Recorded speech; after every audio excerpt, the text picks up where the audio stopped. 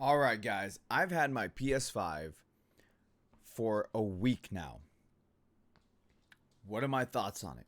We're going to talk about that, but before we do, hit the like button, subscribe if you guys are new, and yes, I'm wearing a green hoodie, and yes, this is our merch for the channel. So, if you want to go ahead and check this out, down below is a link. So, let's go ahead and talk about my PS5. So from a technical standpoint, the PS5 does pretty much everything Sony said it would do. So I give them props to that because a lot of times the consoles or the not the consoles, but the manufacturers or the developers, they say they're going to do this and this and that, but then when we actually get the final product, they don't really deliver on that. And I feel like they delivered when it came to the console itself. It is a massive console, but you know what? It looks nice next to my PC. So I'm okay with that. Especially when when you're playing the console and it glows white, it glows blue. On standby, it glows orange. So, you know, it's a nice contrast to my PC, where my PC, you know, has a red and blue RGB aesthetic to it. So I'm okay with that. Some of you guys might not like the size of the PS4 or PS5, and that's understandable.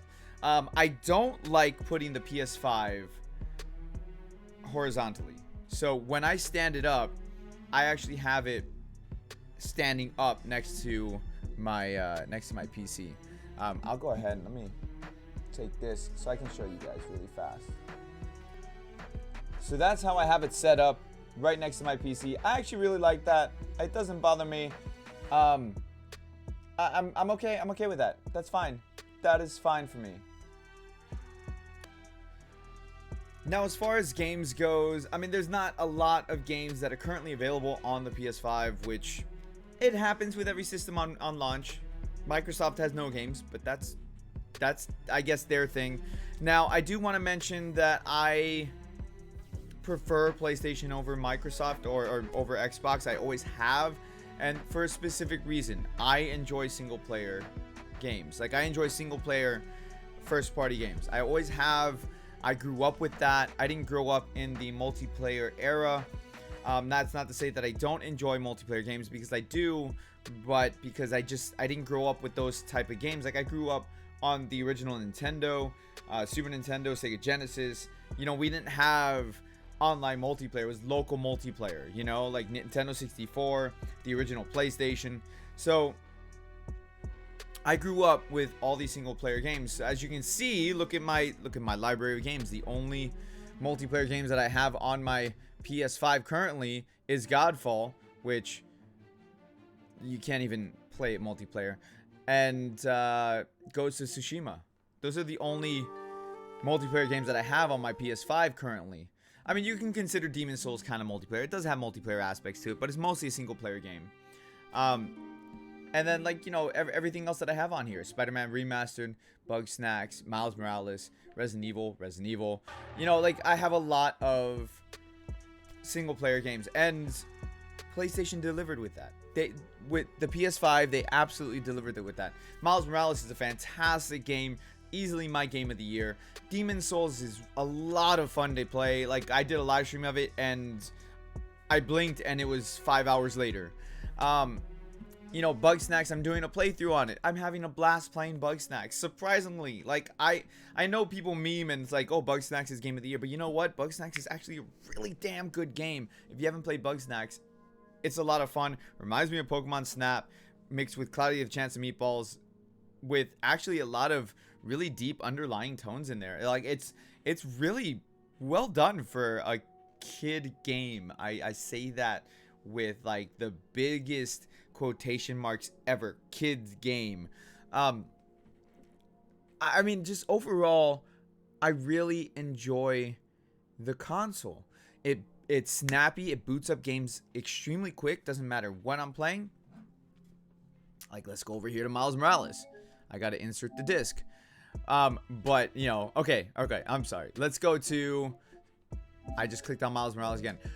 Spider-Man Remastered, boom, it opened it up. Perfect. Let's switch over. Let's go to Bugsnax. Boom. It's opening it up really fast. Look at that. We're ready to play the game. 2, 1, boom. Good to go. Let's go ahead. We're going to go to Godfall. Godfall takes a little bit of time to open up, but that's because it has to connect to the internet. Like, I fault them for that. But overall, like, it opens up fairly quickly. You know, it's just, then it's got to wait for the internet to finish opening up. See, connecting. But other than that, it's a snappy system. They set out to do a certain thing, and they went ahead and they accomplished that. And I am very impressed at the results, to be honest with you. The controller is a little bit heavy. You know, like compared to the DualShock 4, the controller's a bit heavy. You get used to it, but it's still there. And then look, since finally loaded up. Now if I want to switch to a different, you know, go back to Spider-Man Remastered, it's booting it back up, and it's really quick. It's really fast. The only thing that I don't, or not that I don't like, the only thing that I feel like is kind of a disappointment that they can patch in is like the Xbox Series X has quick resume. This doesn't have quick resume. It really needs quick resume. Really does. Because every time I want to load it up, it's basically, it closes it but doesn't close it. It's a weird kind of aspect to it, but they need to implement quick resume to this, so that way we can take full advantage of this, because I need quick resume.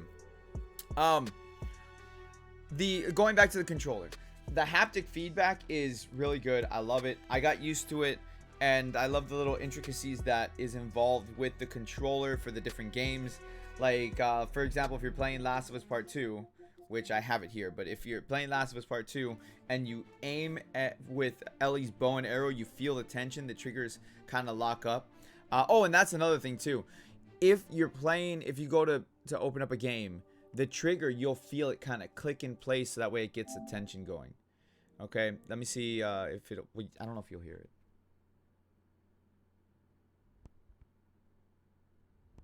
No, see, you won't hear it. You can hear a little click when you go and you play whatever game you're gonna play, and I think that's really cool, honestly. It's a nice little touch, just overall, because you know that, okay, you're getting ready to play a game, and it's gonna start working with the haptic feedback and all that. Like I said, the controller has some weight to it, but you do get used to it overall. Now with the controller, I do like the fact that they have a built-in microphone. I think that was a very nice touch for them to do, because the PS4 controller, or the DualShock 4, doesn't have one. They share a lot of similarities between the two. You have microphones on both of them. The analog control sticks actually feel better on the DualSense, so I do like that. The touchpad is, I think, is better designed. Instead of having the light at the top and the bar and a light in the middle, the DualSense has the lights on the side, and it's very subtle. Lights on the side, lights on the bottom. It's a very subtle light, and I appreciate that very much. It is USB-C, and it charges really quick. Now, I've seen a lot of people complain about the battery life of the DualSense controller. I've heard people make claims that it only lasts 5 hours or whatever. I've legit sat down and played with this thing for well over 10 hours, and I still have about, I mean, according to what the battery would say down at the bottom, I would have about like 66% still, or maybe, let's be realistic, probably about 45%. But anyways, the battery on this, I'm sure will last about, 15 plus hours easy. Okay, Miles.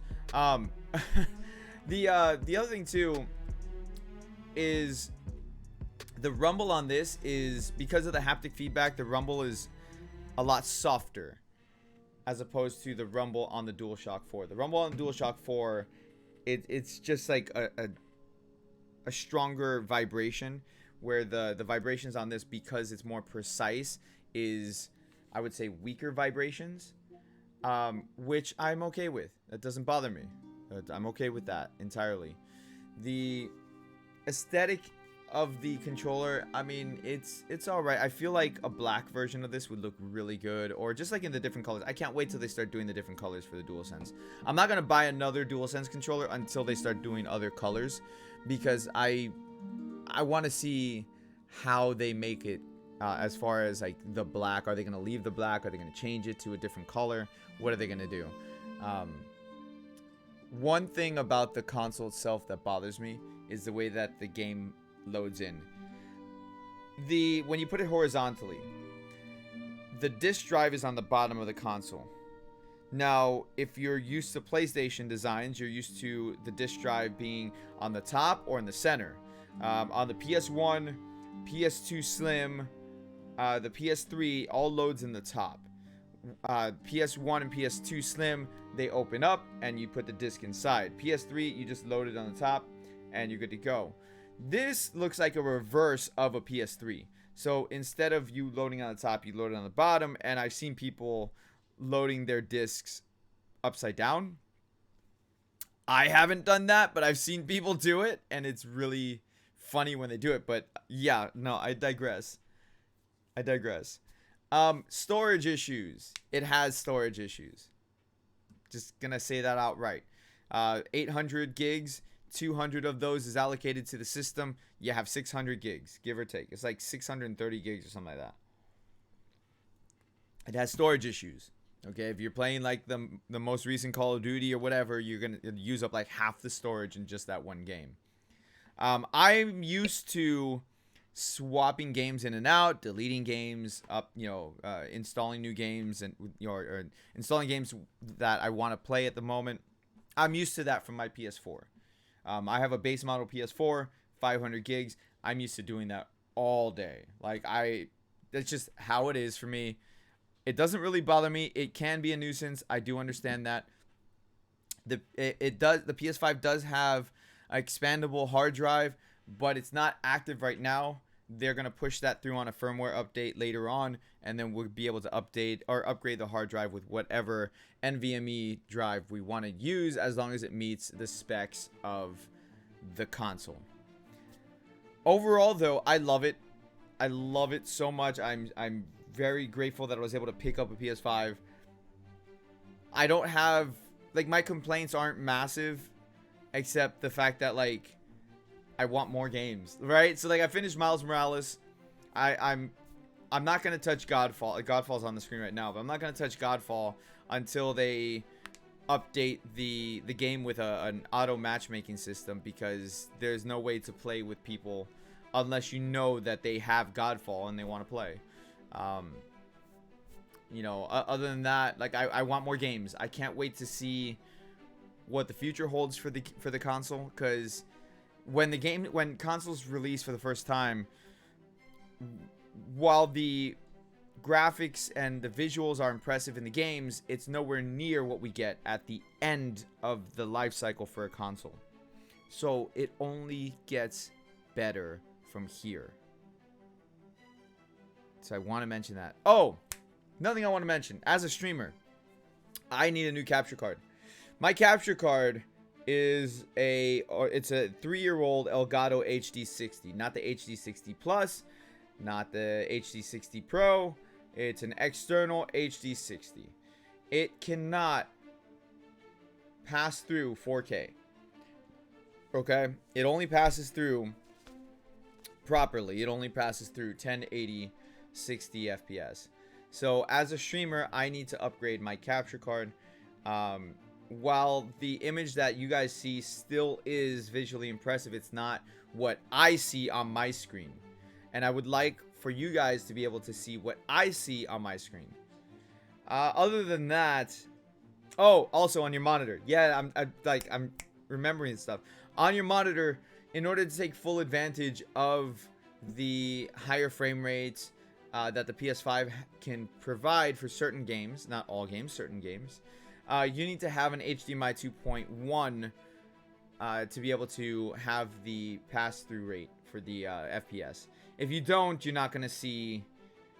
Even if you have like a high refresh rate monitor, because I have a high refresh rate monitor, I won't see anything above 60 FPS because it's HDMI 2.0 and not 2.1. So I would need to have an HDMI 2.1 in order to be able to see that.